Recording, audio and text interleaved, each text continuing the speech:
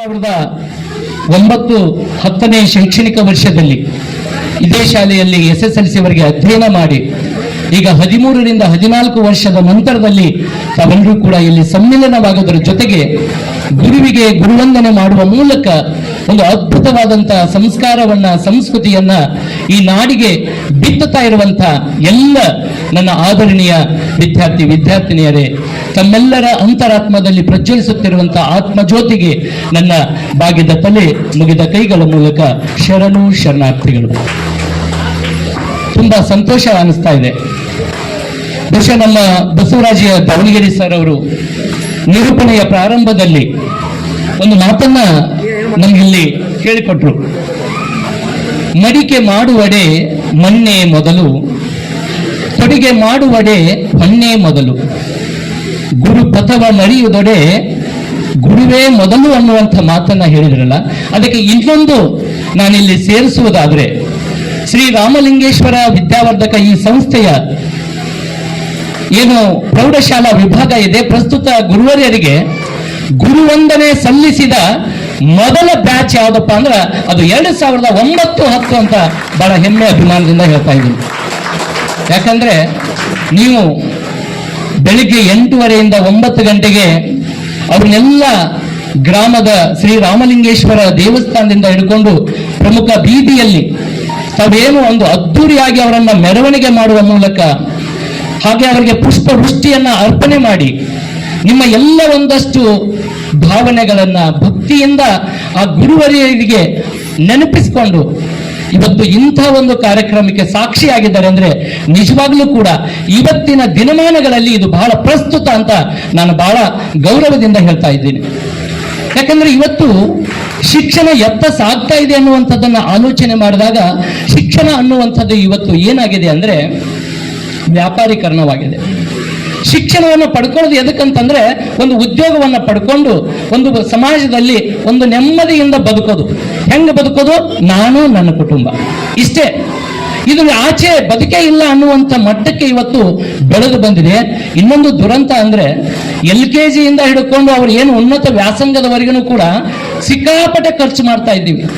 ಬಹುಶಃ ನೀವು ಹಂಗೆ ಯೋಚನೆ ಮಾಡಿ, ನಿಮ್ಮ ಒಂದು ಪದವಿ ಮುಗಿಯುವವರೆಗೂ ನೀವು ಎಷ್ಟು ಖರ್ಚು ಮಾಡ್ತಾ ಇದ್ದೀರಿ?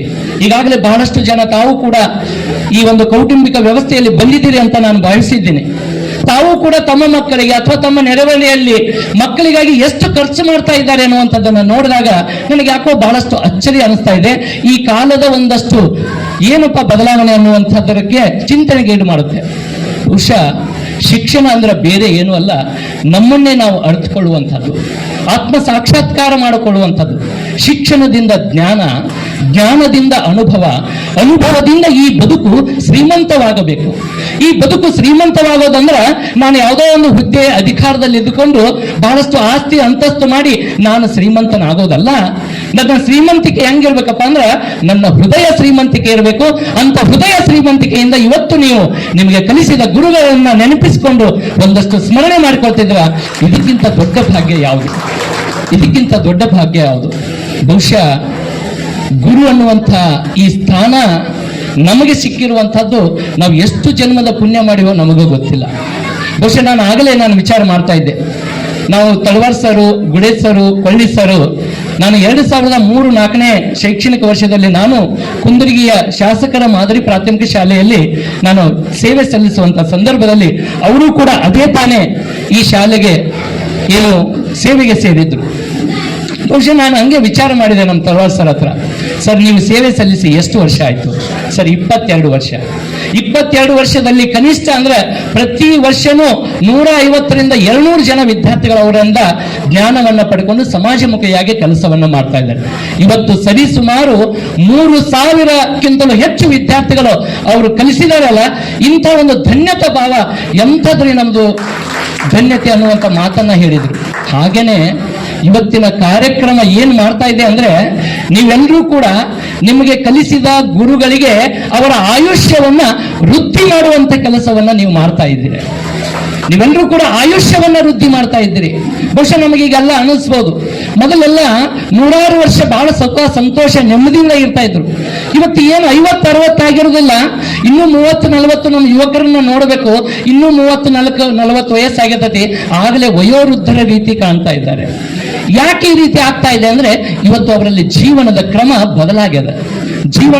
ಬದಲಾಗಿದೆ. ಯಾಕಂದ್ರೆ ನಾವು ಸುಖ ಶಾಂತಿ ನೆಮ್ಮದಿಗಾಗಿ ಏನೆಲ್ಲ ಹೋರಾಟ ಮಾಡಕತ್ತೀವಿ, ಆದ್ರೆ ನಿಜವಾದ ಸುಖ ಶಾಂತಿ ನೆಮ್ಮದಿ ಎಲ್ಲೇ ಐತೆ ಅನ್ನುವಂಥದ್ದೇ ನಮಗೆ ಗೊತ್ತಾಗ್ತಾ ಇಲ್ಲ. ಎಲ್ಲೈತದೋ ಸುಖ ಶಾಂತಿ ನೆಮ್ಮದಿ ಅನ್ನುವಂಥದ್ದನ್ನು ಯೋಚನೆ ಮಾಡಿದಾಗ ಬಹುಶಃ ನನಗೆ ಈ ಸಂದರ್ಭದಲ್ಲಿ ಒಂದು ಕೋದಂಡರಾಮನ ಕಥೆ ನೆನಪಾಗುತ್ತೆ. ಒಂದೂರಲ್ಲಿ ಕೋದಂಡರಾಮ ಅಂತ ವ್ಯಕ್ತಿ ಇದ್ದ. ಆತ ಹೇಗಿದ್ದಪ್ಪ ಅಂತಂದ್ರೆ, ಆತ ಜೀವನದಲ್ಲಿ ಬಹಳಷ್ಟು ಸಾಧನೆ ಮಾಡಿದ್ದ, ಒಂದಷ್ಟು ಆಸ್ತಿ ಅಂತಸ್ತು ಅಧಿಕಾರ ಎಲ್ಲ ಇತ್ತು. ಆದ್ರೆ ಬೇರೆಯವರ ಜೊತೆಗೆ ಹೇಗೆ ಬೆರಿಬೇಕು, ಬೇರೆಯವರೊಂದಿಗೆ ಯಾವ ರೀತಿ ಸೌಹಾರ್ದತೆಯಿಂದ ಇರಬೇಕನ್ನುವುದೇ ಗೊತ್ತಿರಲಿಲ್ಲ. ಒಮ್ಮೇನಾಗಿತ್ತಂದ್ರ ಆ ವ್ಯಕ್ತಿ ಯಾರಿಗೂ ಬೇಡವಾದಂತ ವ್ಯಕ್ತಿ ಆಗಿದ್ದ. ಹೀಗಾಗಿ ಅವನ ತಂಟೆಗೆ ಯಾರು ಹೋಗ್ತಾ ಇರಲಿಲ್ಲ, ಅವನ ಕಂಡ್ರೆ ದೂರನೇ ಹೋಗೋದು. ಹೀಗಿದ್ದಾಗ ಒಂದ್ ದಿವಸ ಏನಾಗಿತ್ತಪ್ಪ ಅಂದ್ರ, ಕೋದಂಡರಾಮ ಸೂಜಿ ಕಳ್ಕೊಂಡಿದ್ದ. ಆ ಸೂಜಿಯನ್ನ ಎಲ್ಲಿ ಹುಡುಕಾಕತ್ತಿತ್ತ ಅಂದ್ರೆ ದಾರ್ಯಾಗ ಹುಡುಕಾಕತ್ತಿದ್ದ. ಅವನ ಮನಿ ಎಲ್ಲಿತ್ತಪ್ಪ ಅಂದ್ರ ಇದೇ ಕುಂದರಿಗೆಯ ಮುಖ್ಯ ರಸ್ತೆಯಲ್ಲಿ ಅವನ ಮನಿ ಇತ್ತು. ದಾರ್ಯಾಗ ಸೂಜಿ ಹುಡುಕಾಕತ್ತಾನ, ಮಂದಿ ಅಡ್ಯಾಡಕತ್ತಾರ ಅಂತ ತಿಳ್ಕೊಂಡು ಬಡಬಡ ಏನ್ ಮಾಡ್ತಾನ, ದಾರಿನ ಬಂದ್ ಮಾಡ್ಬಿಡ್ತಾನ, ಕಲ್ಲು ಹಾಕ್ತಾನ, ಬೇಲಿನ ಹಚ್ಚಿಬಿಡ್ತಾನ, ಎರಡು ಕಡೆ ಯಾರು ಓಡಾಡ್ಲಾರ್ದಂಗ್ ಮಾಡ್ತಾನ. ಇದನ್ನ ಎಲ್ಲ ನೋಡ್ತಾರ ಜನ. ನೋಡಿ ಅವನು ಬುದ್ಧಿ ಹೇಳ್ಬೇಕಂತ ಯಾರಿಗೂ ಧೈರ್ಯನೇ ಆಗೋದಿಲ್ಲ. ಅಂತ ಸಂದರ್ಭದಾಗ ಬೆಳಗ್ಗೆಯಿಂದ ಇನ್ನೇನು ಸೂರ್ಯಾಸ್ತ ಆಗ್ತಾ ಇದೆ, ಹುಡುಕುದ ಮಾಡಕತ್ತಾನ. ಹೋಗಿ ಯಾರು ಹೇಳಕ ಅವನಿಗೆ ಯಾಕೆ ಹಿಂಗ್ ಮಾಡಕತ್ತಿ ಅಂತ ಕೇಳೋರು ಯಾರು ಇಲ್ಲ. ಹಿಂಗಿರ್ಬೇಕಾದ್ರೆ ಸಾಯಂಕಾಲ ಸೂರ್ಯಾಸ್ತ ಆಯ್ತು. ನಮ್ಮ ಕೋತ್ ಸಾಹೇಬರು ಅದೇ ದಾರಿಯಲ್ಲಿ ಬರ್ತಾ ಇರ್ಬೇಕಾದ್ರೆ, ಯಾಕೋ ಕೋದಂಡರಾಮ ಏನ್ ಮಾಡಕತ್ತಿ, ಯಾಕೆ ನೀನು ಸಾರ್ವಜನಿಕರಿಗೆ ತೊಂದರೆ ಕೊಡ್ತಾ ಇದ್ದಿ, ನಾನು ಕೇಳ್ಪಟ್ಟಿನಿ ಬೆಳಿಗ್ಗೆಯಿಂದನೂ ನೀನು ಇಲ್ಲೇನು ರಸ್ತೆ ಬಂದ್ ಮಾಡಿ ಏನೋ ಹುಡುಕಾಕತ್ತಿ ಅಂತ, ಏನ್ ಹುಡುಕಾಕತ್ತಿ ಹೇಳು ಅಂತ ತಿಳ್ಕೊಂಡು ಅವ್ರು ಕೇಳಿದಾಗ ಕೋದಂಡರಾಮ ಹೇಳ್ತಾನ, ನನ್ನ ಸೂಜಿ ಕಳ್ದತ್ತಿ, ಸೂಜಿ ಹುಡುಕಾಕತ್ತೀನಿ ಅಂತ. ಸೂಜಿ ಕಳ್ಕೊಂಡಿನಿ, ಸೂಜಿ ಹುಡುಕಾಕತ್ತೀನಿ. ಹಂಗಾರೆ ಆ ಸೂಜಿ ಕಳ್ಕೊಂಡಿಯಲ್ಲಪ್ಪ, ಬೆಳಿಗ್ಗೆಯಿಂದ ಹುಡುಕಾಕತ್ತಿ, ಸಿಕ್ಕೈತಾ? ಇಲ್ಲ, ಸಿಕ್ಕಿಲ್ಲ. ಹಂಗಾರೆ ಯಾಕೆ ಸಿಕ್ಕಿಲ್ಲ? ಇಲ್ಲ, ಹುಡುಕ್ತಾ ಇದ್ದೀನಿ, ಇನ್ನೂ ಸಿಗ್ತಾನೆ ಇಲ್ಲ.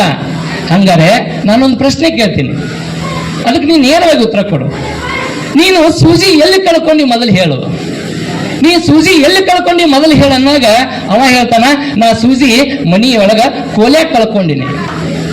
ಅಲ್ಲ ಹುಚ್ಚ, ಅಲ್ಲೋ ನಿಮ್ಮ ಮನಿ ಒಳಗ ಕೋಲ್ಯಾಗ ಸೂಜಿ ಕಳ್ಕೊಂಡು ನಡು ರಸ್ತಾಗ ಬಂದು ಹುಡುಕಾಕತ್ತಿಯಲ್ಲ, ಏನಿದ ಕಾರಣ ಅಂದ್ರ ಆಗ ಕೋದಂಡರಾಮ ಹೇಳ್ತಾನ, ನನ್ನ ಸೂಜಿ ಕಳ್ಕೊಂಡಿದ್ದು ಮನ್ಯಾಗ, ಅಲ್ಲಿ ಒಳಗ ಕತ್ಲೈತಿ, ಇಲ್ಲಿ ಬೆಳಕೈತಿ, ಅದಕ್ಕೆ ಇಲ್ಲಿ ಬೆಳಕಿಗೆ ಬಂದಿನಿ ಹುಡುಕಾಕ ಅಂತ ಹೇಳ್ತಾನೆ.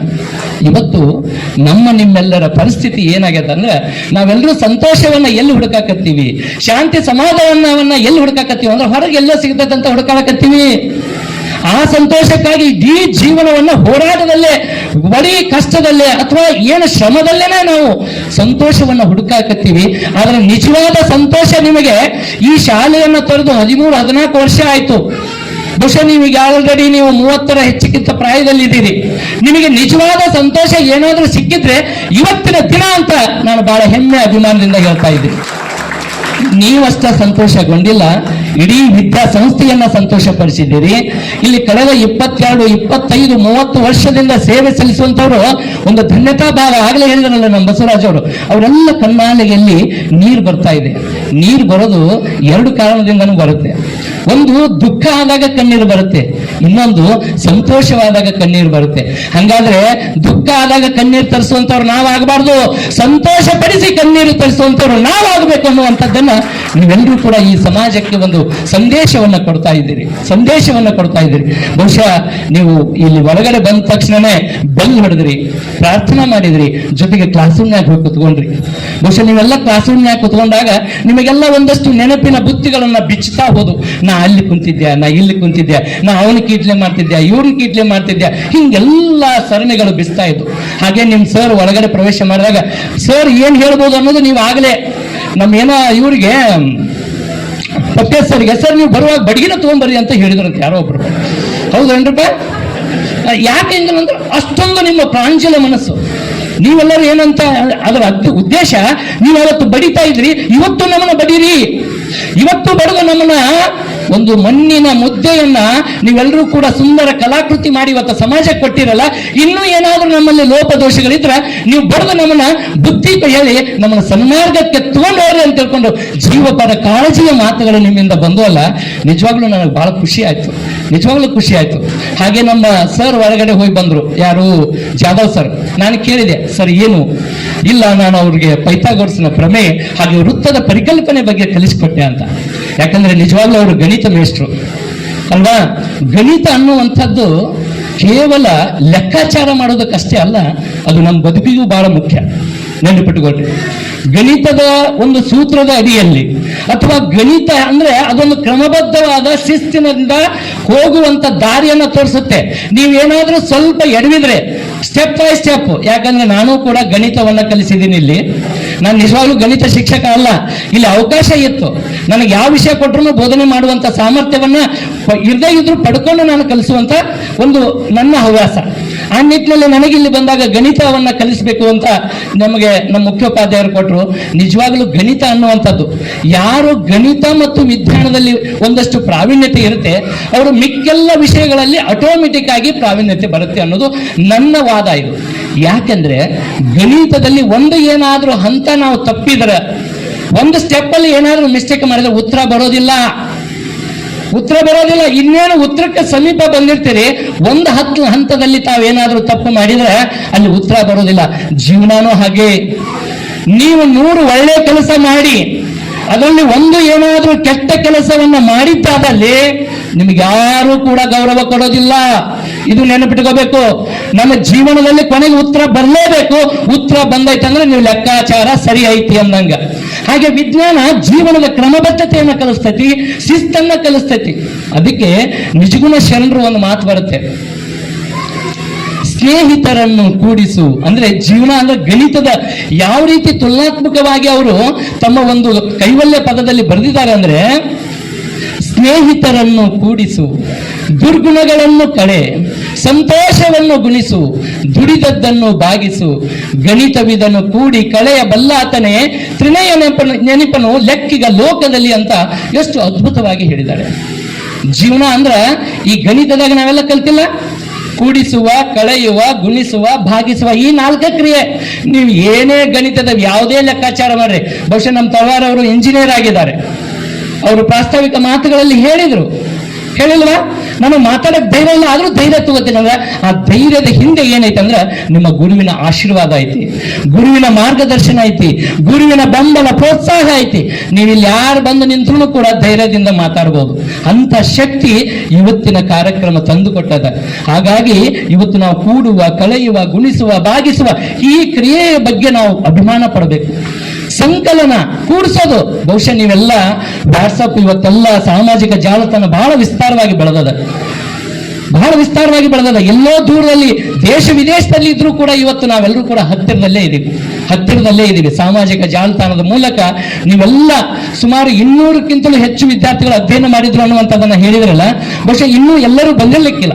ಅವ್ರಿಗೆ ಯಾವುದೇ ರೀತಿಯಾದಂತಹ ಪ್ರಾಪಂಚಿಕ ತೊಂದರೆ ಇರಬಹುದು ಅಥವಾ ಕಮ್ಯುನಿಕೇಶನ್ ಗ್ಯಾಪ್ ಆಗಿರ್ಬೋದು, ಆ ಮೂಲಕ ಉಳಿದಾರೆ ಹೊರತು ಇದೇನಾದ್ರೂ ಸಂದೇಶ ಹೋದ್ರೆ ಅವರೂ ಕೂಡ ಚಿಂತನೆ ಮಾಡ್ತಾರ, ಇಂಥ ಅದ್ಭುತವಾದ ಪವಿತ್ರ ಕಾರ್ಯದಲ್ಲಿ ನಾನು ಭಾಗಿಯಾಗಲಿಲ್ಲ ಅನ್ನುವಂಥ ವ್ಯಥೆಯನ್ನು ಕೂಡ ಪಡ್ತಾರೆ ಅನ್ನುವಂಥದ್ದನ್ನ ನಾವೆಲ್ಲರೂ ಕೂಡ ಅರ್ಥ ಮಾಡ್ಕೋಬೇಕು. ಹಾಗಾಗಿ ಇವತ್ತು ನೀವೆಲ್ಲರೂ ಕೂಡಿದ್ದೀರಿ, ನಿಮ್ಮ ಸ್ನೇಹ ಮಿಲನವಾಗಿದೆ. ಇಲ್ಲಿ 13-14 ವರ್ಷದ ಹಿಂದಿನ ಎಲ್ಲ ಬಾಲ್ಯದ ತುಂಟತನಗಳು ಮರುಕಳಿಸಿದಾವೆ. ಇವತ್ತು ಎಷ್ಟು ಸಂತೋಷವಾಗಿದ್ದೀರಿ ಅಂದ್ರೆ ಅದಕ್ಕೆ ಹೇಳ್ತಿದ್ದೇನೆ, ಸ್ನೇಹಿತರನ್ನ ಕೂಡಿಸು, ಸಂತೋಷವನ್ನು ಗುಣಿಸು. ನೀವೆಲ್ಲ ನಿಮ್ಮ ಸಂತೋಷವನ್ನು ಹೇಳ್ಕೊತಾ ಇದ್ದೀರಿ, ಕೆಲವರು ಕಷ್ಟವನ್ನು ಕೂಡ ಹೇಳ್ಕೊತಾ ಇದ್ದೀರಿ. ನಿಜವಾಗ್ಲೂ ನೀವು ಸ್ನೇಹಿತರಾಗಿದ್ರೆ ನಿಮ್ಮ ಸ್ನೇಹಿತರಲ್ಲಿ ಇವತ್ತು ಸಂತೋಷ ಪಡುವಂತ ವ್ಯವಸ್ಥೆಗೂ ಕೂಡ ಹೋಗಿದ್ದಾರೆ. ಕೆಲವರು ಒಂದಷ್ಟು ಅವರ ಪ್ರಾರಬ್ಧ ಕರ್ಮನು ಅಥವಾ ಅವರ ಪ್ರಾಮಾಣಿಕ ಪ್ರಯತ್ನಕ್ಕೂ ದಕ್ಕದ ಸೋಲಾಗಿರಬಹುದು. ಇವತ್ತು ಜೀವನದಲ್ಲಿ ಏನೋ ಒಂದಷ್ಟು ಜಿಗುಪ್ಸೆ ಇರಬಹುದು. ನೀವು ಮೊದಲು ಅಂಥವರನ್ನ, ನಿಮ್ಮ ಸ್ನೇಹಿತರನ್ನ ಗುರುತಿಸಿ ಅವರಿಗೆ ಸಾಂತ್ವನ ಹೇಳುವಂಥದ್ದು, ಧೈರ್ಯವನ್ನ ಹೇಳುವಂಥದ್ದು, ಸಾಧ್ಯವಾದರೆ ನಿಮ್ಮ ಕೈಲಾದ ಮಟ್ಟಿಗೆ ನೆರವು ನೀಡುವಂತ ಕೆಲಸವನ್ನು ಕೂಡ ನೀವು ಮಾಡಬೇಕು ಅನ್ನುವಂಥದ್ದನ್ನ ಈ ಮೂಲಕ ನಾನು ಇಲ್ಲಿ ಹೇಳಲಿಕ್ಕೆ ಇಷ್ಟಪಡ್ತಾ ಇದ್ದೇನೆ. ಯಾಕಂದ್ರೆ ಜೀವನ ಅಂದ್ರೆ ಏರುಪೇರು ಇರೋದೇ. ಇವತ್ತು ಎಲ್ರಿಗೂ ಕೂಡ ಸಕ್ಸಸ್ ಅನ್ನುವಂಥದ್ದು ಸಿಗೋದಿಲ್ಲ. ಎಷ್ಟೋ ಮಂದಿ ಪ್ರಾಮಾಣಿಕ ಪ್ರಯತ್ನ ಮಾಡಿದ್ರು ಕೂಡ ಜೀವನದಲ್ಲಿ ಯಶಸ್ಸು ಅನ್ನುವಂಥದ್ದು ಮರೀಚಿಕೆ ಆಗತ್ತೆ. ಕೆಲವರಿಗೆ ದೊರೆತಂತ ಯಶಸ್ಸು ತಮ್ಮ ಅಹಂಕಾರದಿಂದಲೋ ದುರಹಂಕಾರದಿಂದಲೋ ಇನ್ಯಾವುದೋ ವಿಕೃತ ಮನಸ್ಸಿನಿಂದ ಬಂದಂತ ಅವಕಾಶವನ್ನ ಒದ್ದು ಇವತ್ತು ಕಷ್ಟದಲ್ಲಿ ಸಿಕ್ಕವರು ಕೂಡ ಇರ್ತಾರೆ. ಅಂಥವರೆಲ್ಲರಿಗೂ ಕೂಡ ನಾವು ಏನ್ ಮಾಡ್ಬೇಕಾಗತ್ತೆ, ನೀವೆಲ್ಲ ಸ್ನೇಹಿತರನ್ನ ಕೂಡಿಕೊಂಡಿದ್ದೀರಿ, ಹಾಗೇನೆ ನಿಮ್ಮಲ್ಲಿರುವಂತಹ ದುರ್ಗುಣಗಳನ್ನ ಕಳಿಬೇಕು. ಸ್ನೇಹಿತರೆಲ್ಲರೂ ಕೂಡಿದಿರಿ, ದುರ್ಗುಣಗಳು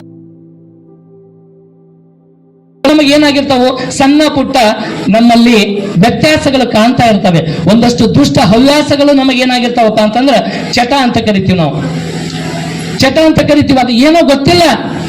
ಇವತ್ತು ನಾನು ನೋಡ್ತಾ ಇರ್ತೇನೆ 20 ವಯೋಮಾನದ 15ರಿಂದ 20 ವಯೋಮಾನ, ಮೊನ್ನೆ ಒಂದು PUC ಕಾಲೇಜಲ್ಲಿ ಫಸ್ಟ್ ಇಯರ್ ಸ್ಟೂಡೆಂಟ್ಸ್ ಹಾಸ್ಟೆಲ್ ಅಲ್ಲಿ ಕುಡ್ಕೋತ ಕೂತಾರಂತ್ರಿ. ಹಾಸ್ಟೆಲ್ CCTV ಕಣ್ಗಾವಲು ಎಲ್ಲ ಐತಿ. ಹಾಸ್ಟೆಲ್ ಅಲ್ಲಿ ಕುಡ್ಕೊಂತ ಕುಂತಾರ ಫಸ್ಟ್ ಇಯರ್ ವಿದ್ಯಾರ್ಥಿಗಳು. ಅಂದ್ರೆ ಈಗ ಅವರಿಗೆ 17 ವರ್ಷ. ಇನ್ನು ತುಡುಗಿಲೆ ಬೇರೆ ಬೇರೆ ಬೀಡಿ, ಸಿಗರೇಟು, ಈ ಗುಟ್ಕಾ ಅಂತೂ ಹಾವಳಿ ಅಂತೂ ನಾನು ಕಣ್ಣಾರೆ ನೋಡ್ತಾ ಇದ್ದೀನಿ.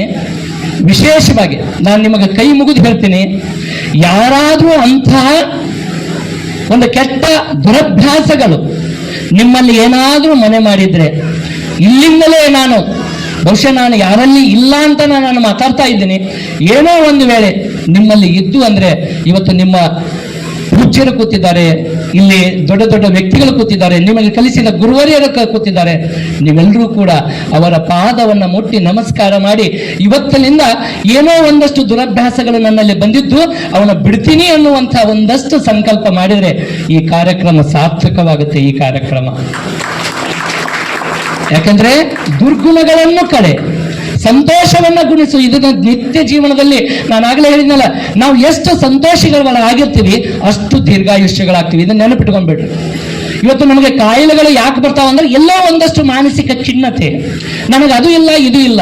ಬಹುಶಃ ಇಲ್ಲಿ ದೊಡ್ಡ ದೊಡ್ಡ ಒಂದು ಸ್ಥಾನದಲ್ಲಿ ಹೋದವ್ರನ್ನ ನೋಡಿದಾಗ ಒಂದಷ್ಟು ನನಗೂ ಕೂಡ, ಈಗ ನಾನು ನಿಮ್ಮ ಜೊತೆ ಇದ್ದೆ, ನಿಮ್ಮ ಜೊತೆ ಕಲ್ತೀನಿ, ನನಗೆ ಯಾವುದೇ ಉದ್ಯೋಗ ಸಿಕ್ಕಿಲ್ಲ, ನಾನೊಂದೇನೋ ವ್ಯವಸಾಯ ಮಾಡ್ಕೊಂಡು ಇನ್ನೇನೋ ಕೂಲಿ ಕೆಲಸ ಮಾಡ್ಕೊಂಡು ನನ್ನ ಬದುಕನ್ನು ಕಟ್ಕೊತಾ ಇದ್ದೀನಿ. ನನ್ನ ಸ್ನೇಹಿತ ನನ್ನ ಜೊತೆನೆ ಓದಿದಂತವನು ಇವತ್ತು ಇಂಥ ಉನ್ನತ ಹುದ್ದೆಯಲ್ಲಿದ್ದಾನೆ ಅನ್ನುವಂಥ ಒಂದಷ್ಟು ಹತಾಶೆ ಮನೋಭಾವ, ಒಂದಷ್ಟು ಏನು ನಾವು ಮತ್ಸರ ಅಂತೀವಲ್ಲ, ಹೊಟ್ಟೆ ಕಿಚ್ಚು ಅನ್ನುವಂಥದ್ದು, ಇದನ್ನು ತೆಗೆದು ಹಾಕ್ರಿ. ನೀವು ಕೂಡ ಇವತ್ತು ನಾನು ಒಂದು ಪತ್ರಿಕೆಯಲ್ಲಿ ಓದ್ತಾ ಇದ್ದೆ, ವಿಜಯವಾಣಿ ಪತ್ರಿಕೆಯಲ್ಲಿ. ಇವತ್ತು ನಮ್ಮ ಶಾಲೆಯಲ್ಲಿ ಮಕ್ಕಳಿಗೆ ಕಸ ಹೊಡಿಸಿದ್ರೆ ಅಥವಾ ಒಂದಷ್ಟು ಸಣ್ಣ ಪುಟ್ಟ ಕೆಲಸ ಮಾಡಿದ್ರೆ ಮೀಡಿಯಾದವರು ಬಂದು ಅದನ್ನ ಹೈಲೈಟ್ ಮಾಡಿ ಶಾಲೆಯಲ್ಲಿ ಮಕ್ಕಳಿಂದ ಕಸ ಹೊಡಿಸ್ತಾ ಇದ್ದಾರೆ ಅಂತ ತಿಳ್ಕೊಂಡು ಜಗಜ್ಜಾಹಿರ ಮಾಡಿ ಶಿಕ್ಷಕರ ಬಗ್ಗೆ ಅವಹೇಳನವಾಗಿ ಶಿಕ್ಷಕರನ್ನ ಅಗೌರವದಿಂದ ನಡೆದುಕೊಳ್ಳುವಂತ ಕೆಲಸವನ್ನು ಮಾಡ್ತಾ ಇದ್ದಾವೆ. ಇವತ್ತು ನೀವೆಲ್ಲರೂ ಕೂಡ ಕಲ್ತಿದ್ದೀರಿ, ನೀವು ಯಾವ ರೀತಿಯಾಗಿ ಇಲ್ಲಿ ಶಿಕ್ಷಣವನ್ನು ಪಡ್ಕೊಂಡಿರಿ ಅನ್ನುವಂತ ಜ್ಞಾನ ನಿಮಗಿದೆ.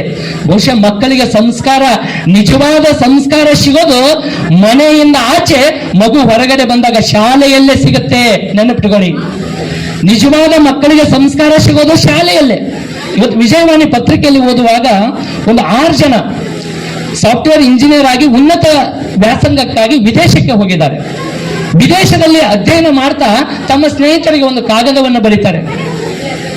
ಏನಪ್ಪಾ ನಿಮ್ಮ ವಿದ್ಯಾಭ್ಯಾಸ ಹೇಗೆ ನಡೀತಾ ಇದೆ ಅಂದಾಗ 6 ಜನ ಅಲ್ಲಿ ಒಂದು ಕಾಗದ ಬರೀತಾರೆ, ನಮ್ಮ ವಿಶ್ವವಿದ್ಯಾಲಯದಲ್ಲಿ ನಮಗೆ ಪಡಬಾರದ ಕಷ್ಟವನ್ನು ಕೊಡ್ತಾ ಇದ್ದಾರೆ ಅಂತ. ನಮ್ಮ ಇಷ್ಟು ವರ್ಷದ ಶಿಕ್ಷಣದಲ್ಲಿ ನಮ್ಮ ತಂದೆ ತಾಯಿ ಆಗಲಿ, ಕುಟುಂಬ ಆಗಲಿ, ನಮ್ಮ ವಿದ್ಯಾಸಂಸ್ಥೆಗಳಾಗಲಿ ಎಲ್ಲಷ್ಟು ನಮಗೆ ಯಾವುದೇ ಶ್ರಮವನ್ನ ನೀಡಿಲ್ಲ. ಯಾಕಂದ್ರೆ ನಾವು ಬಹಳ ಶ್ರೀಮಂತ ಕುಟುಂಬದಿಂದ ಬಂದವರು, ಯಾವುದೇ ಕೆಲಸ ಮಾಡೋದು ಗೊತ್ತಿಲ್ಲ. ಆದ್ರೆ ಇಲ್ಲಿ ವಿಶ್ವವಿದ್ಯಾಲಯದ ಪಾಲಿಸಿ ಏನಿದೆಪ್ಪ ಅಂತಂದ್ರೆ ಅರ್ನ್ ವೈಲ್ ಲರ್ನ್ ಅನ್ನುವಂಥದ್ದು. ಅರ್ನ್ ವೈಲ್ ಲರ್ನ್ ಅನ್ನುವಂಥ ಒಂದು ತಾತ್ವಿಕ ಸಿದ್ಧಾಂತದ ಹಿನ್ನೆಲೆಯಲ್ಲಿ ನಮ್ಮ 6 ಜನನ ಎಲ್ಲಿ ಕಳಿಸ್ಯಾರಪ್ಪ ಅಂದ್ರೆ ಒಂದು ಹೋಟೆಲ್ನಲ್ಲಿ ಸಪ್ಲೈ ಮಾಡುವಂಥದ್ದು, ಆಮೇಲೆ ಅದನ್ನ ಮುಸುರೆ ಒರೆಸುವಂಥದ್ದು, ಪಾತ್ರೆ ತೊಳೆಯುವಂಥದ್ದು, ಇಂಥ ಕೆಲಸಕ್ಕೆ ಹಚ್ಚಿದ್ದಾರೆ ಅಂತ ಹೇಳ್ತಾ ಇದ್ದಾರೆ. ಇವತ್ತು ಬೇಕಾದ್ರೆ ವಿಜಯವಾಣಿ ಮುಖ್ಯ ಪುರವಣಿಯಲ್ಲಿ ಓದಿದಾಗ ನನಗನ್ನಿಸ್ತು, ನಾವೆಲ್ಲ ಅಂತೀವಿ ಅವ್ರು ವಿದೇಶಕ್ಕೆ ಹೋದ್ರು, ಇವ್ರು ವಿದೇಶಕ್ಕೆ ಹೋದ್ರು, ನಮಗಿಲ್ಲೇ ಇದ್ದಾರ. ಬಹುಶಃ ನೋಡ್ಬೋದು, ನಮ್ಮ ಸಣ್ಣ ಪುಟ್ಟ ಒಂದು 4ನೇತೆ 5ನೇತೆ 6ನೇತೆ ಇನ್ನೂ ಪೂರ್ಣ ಪ್ರಮಾಣದ ಶಾಲೆಯನ್ನ ಕಲಿದೇ ಇರೋರು ಇವತ್ತು ಬದುಕನ್ನು ಬಹಳ ಅಚ್ಚುಕಟ್ಟಾಗಿ ನಡೆಸ್ತಾ ಇದ್ದಾರೆ, ವೈಭವಯುತವಾಗಿ ನಡೆಸ್ತಾ ಇದ್ದಾರೆ. ಇದನ್ನು ನಾವು ನೋಡಬೇಕು. ನನ್ನ ಗೆಳೆಯ ಒಬ್ಬ ದೊಡ್ಡ ಸ್ಥಾನದಾಗ ತಿಳ್ಕೊಂಡು ಅವನನ್ನ ನಾವು ಜರಿದು ಅಥವಾ ನೀನೇನಪ್ಪಾ ಅಂತ ತಿಳ್ಕೊಂಡು ಮನಸ್ಸು ನೋಯಿಸ್ಬಿಡೋದಲ್ಲ. ಇರುವಂತ ಕೆಲಸವನ್ನ ಶ್ರದ್ಧೆ ಮತ್ತು ಪ್ರಾಮಾಣಿಕತೆಯಿಂದ ಮಾಡಿತಾದಲ್ಲಿ ಖಂಡಿತವಾಗಲೂ ಫಲ ಸಿಕ್ಕೇ ಸಿಗುತ್ತೆ. ಅದಕ್ಕೆ ಹೇಳ್ತಾರೆ, ಇರುವ ಕೆಲಸವ ಮಾಡು ಕಿರಿದೆನ್ನದೆ ಮನವಿಟ್ಟು, ದೊರೆತುದನ ಹಸಾದವೆನ್ನೊಂದು ಗೊಣಗದೆ, ಧರಿಸು ಲೋಕದ ಭರವ ಪರಮಾರ್ಥವನ್ನು ಬೆಳೆದೆ, ಹೊರಡು ಕರೆ ಬಲಲ್ ಅಳದೆ ಮಂಕುತಿಮ್ಮ ಅಂತ ಹೇಳ್ತಾರೆ. ಎಷ್ಟು ಅದ್ಭುತ! ನಮಗೆ ದೊರೆಯುತ್ತಿರುವಂತಹ ಯಾವುದೇ ಕೆಲಸ ಇರಲಿ, ಆ ಕೆಲಸವನ್ನ ಶ್ರದ್ಧೆ ಪ್ರಾಮಾಣಿಕತೆಯಿಂದ, ಯಾವುದೇ ಮೇಲು ಕೀಳು ಅನ್ನುವಂಥ ಭಾವವನ್ನು ತಾಳದೆ ಶುದ್ಧ ಮನಸ್ಸಿನಿಂದ ಅಂತಃಕರಣದಿಂದ ಮಾಡು. ಆ ಅಂತಃಕರಣದಿಂದ ಮಾಡಿರುವಂತಹ ಏನು ಲಾಭ ಬರುತ್ತಲ್ಲ, ಆ ಲಾಭದಲ್ಲಿನೇ ಸಂತೃಪ್ತಿಯಿಂದ ಜೀವನವನ್ನ ಮುನ್ನಡೆಸಿಕೊಂಡು ಹೋಗು. ಇದು ನಿಜವಾದಂಥ ಸಾರ್ಥಕ ಬದುಕು ಅನ್ನುವಂಥದ್ದು. ಇವತ್ತು ನಾವೆಲ್ಲ ನೋಡಿದಾಗ ಎಷ್ಟೋ ವಿದ್ಯಾರ್ಥಿಗಳು ಬಹಳ ದೊಡ್ಡ ದೊಡ್ಡ ಜ್ಞಾನವನ್ನ ಸಂಪಾದನೆ ಮಾಡಿದ್ದಾರೆ.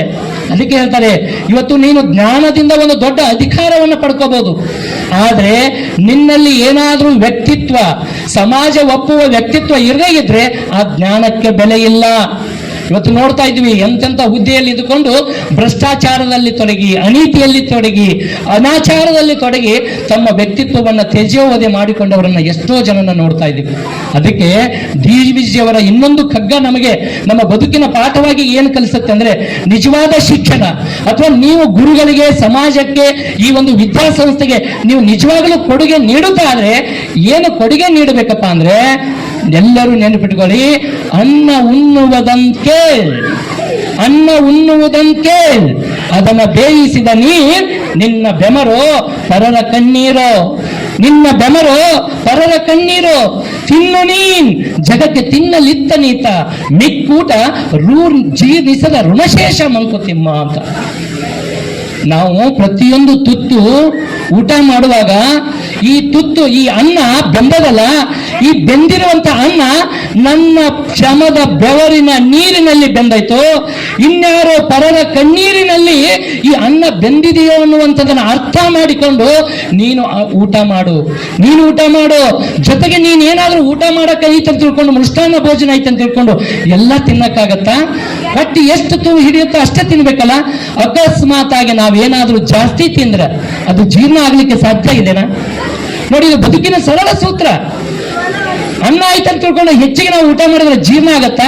ಹಾಗೆ ಸಿಗುತ್ತೈತಂತ ತಿಳ್ಕೊಂಡು ಎಲ್ಲದನ್ನು ಕೂಡ ಅನ್ಯಾಯವಾಗಿ, ಮೋಸತನದಿಂದ, ವಂಚನೆಯಿಂದ ಬಾಚಿ ತಪ್ಪಿಕೊಂಡು ಬಿಟ್ಟಿವಿ ಅಂದ್ರೆ ಖಂಡಿತವಾಗಲೂ ಅದು ಉಳಿಯೋದಿಲ್ಲ.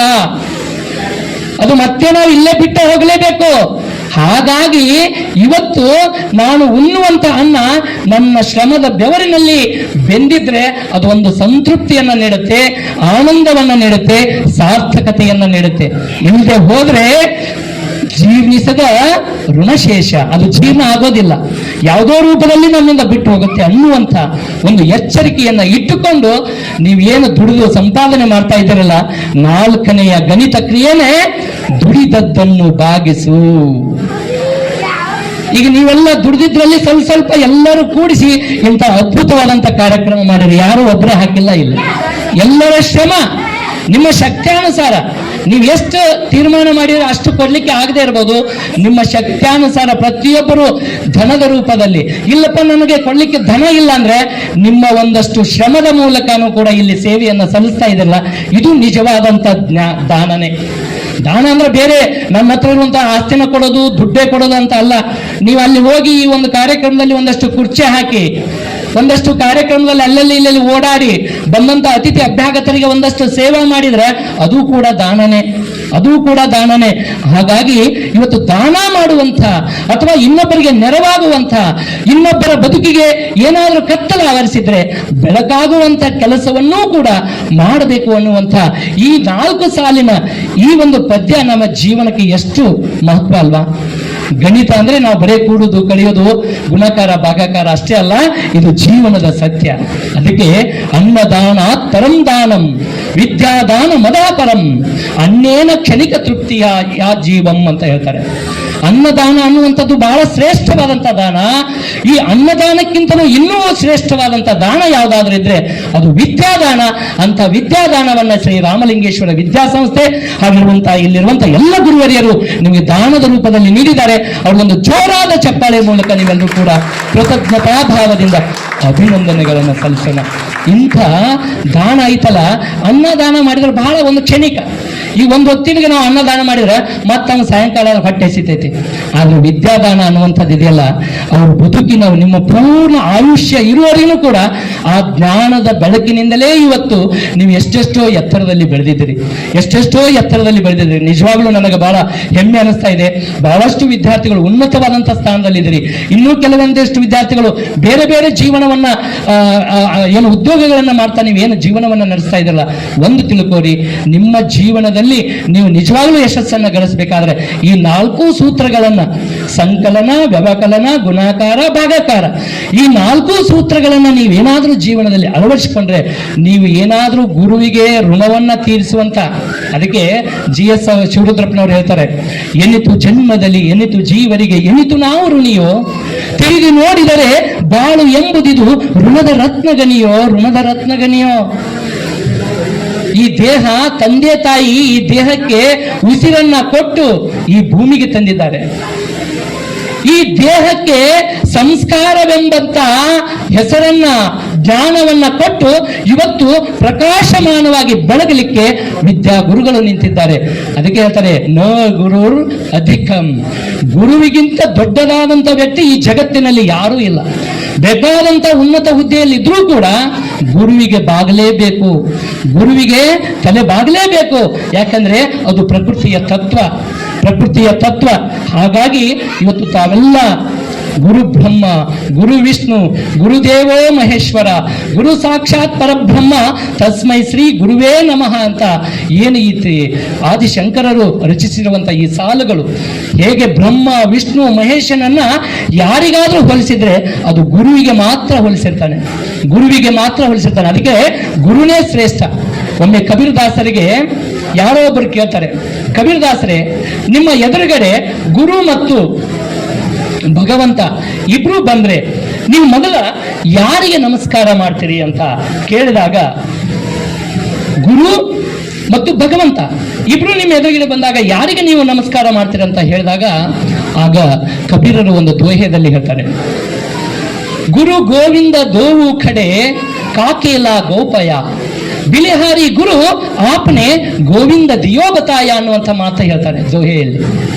ನನ್ನ ಎದುರುಗಡೆ ಗುರು ಮತ್ತು ಗೋವಿಂದ ಇಬ್ರು ಬಂದ್ರೆ ನಾನು ಮೊಟ್ಟ ಮೊದಲು ಯಾರಿಗೆ ನಮಸ್ಕಾರ ಮಾಡ್ತೇನೆ ಅಂದ್ರೆ ನಮಗೆ ಕಲಿಸಿರುವಂತ ಗುರುಗಳಿಗೆ ನಾನು ನಮಸ್ಕಾರ ಮಾಡ್ತೀನಿ ವಿನಃ ದೇವರಿಗೆ ನಮಸ್ಕಾರ ಮಾಡೋದಿಲ್ಲ ಅನ್ನುವಂಥ ಮಾತನ್ನ ಕಬೀರರು ಹೇಳ್ತಾರೆ. ಅಂದ್ರೆ ತಿಳ್ಕೋಬೇಕು ಗುರುವಿನಲ್ಲಿ ಎಷ್ಟು ಶಕ್ತಿ ಇದೆ.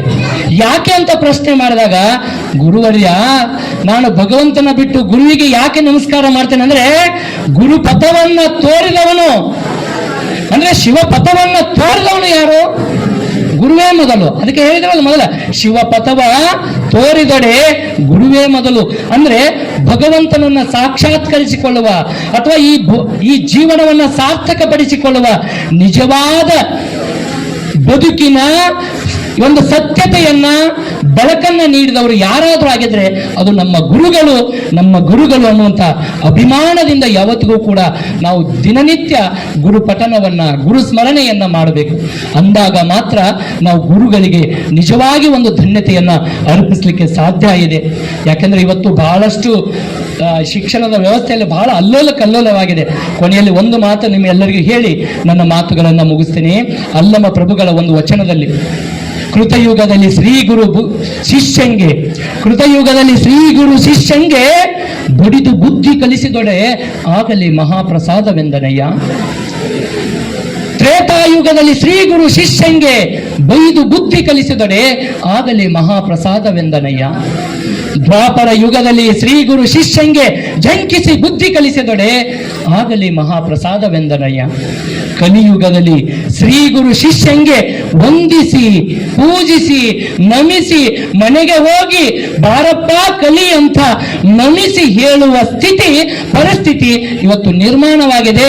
ಅದಕ್ಕೆ ನೀವು ಮುಂದಿನ ಭವಿಷ್ಯದಲ್ಲಿ ನಿಮ್ಮ ಒಂದು ಕುಟುಂಬನೂ ಕೂಡ ಏನು ಈ ಸಮಾಜಕ್ಕೆ ನೀವು ಕೂಡ ಮುಂದಿನ ಪೀಳಿಗೆಯನ್ನ ಸೃಷ್ಟಿ ಮಾಡ್ತಾ ಇದ್ದೀರಲ್ಲ, ಆ ಪೀಳಿಗೆಗೆ ಗುರುವಿನ ಮಹಿಮೆಯನ್ನ, ತಂದೆ ತಾಯಿಗಳ ಮಹಿಮೆಯನ್ನ, ಸಮಾಜದ ಒಂದಷ್ಟು ಏನು ತ್ಯಾಗ ಇದೆಯಲ್ಲ ಅದೆಲ್ಲವನ್ನ ಕಲಿಸಿ, ಗುರುವಿಗೆ ಯಾರು ನಮಿಸಿ ಭಾಗಿಸಿ ಕಲಿತು ಇದನ್ನ ಮಾಡ್ತಾರಲ್ಲ ಅವರು ದೊಡ್ಡವರಾಗ್ತಾರೆ ಹೊರತಾಗಿ ಗುರುವನ್ನ ದ್ವೇಷಿಸುವಂಥವ್ರು, ಗುರುವರಿಗೆ ಅವಮಾನ ಮಾಡುವಂಥವ್ರು ಎಂದೂ ಜೀವನದಲ್ಲಿ ಉದ್ಧಾರ ಆಗೋದಿಲ್ಲ. ಹಾಗಾಗಿ ನೀವು ಎಷ್ಟೇ ದೊಡ್ಡವರಾಗಿರಿ,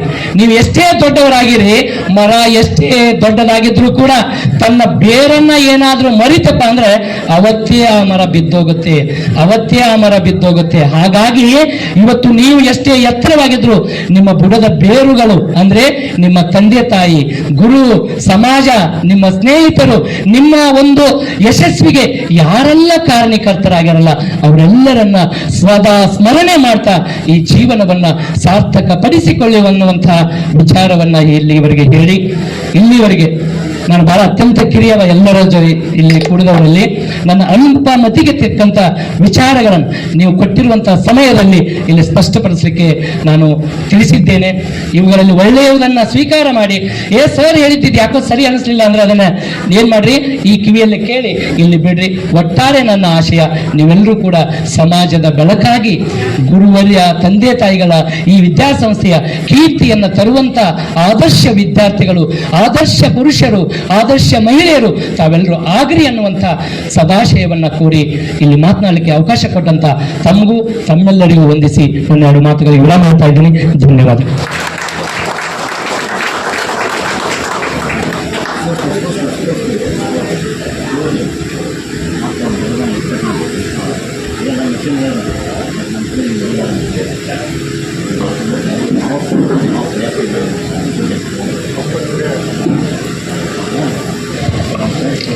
ಶಿಕ್ಷಣ ಅನ್ನೋದು ಕೆನೆ ಮೊಸರಿನ ಗಡಿಗೆ.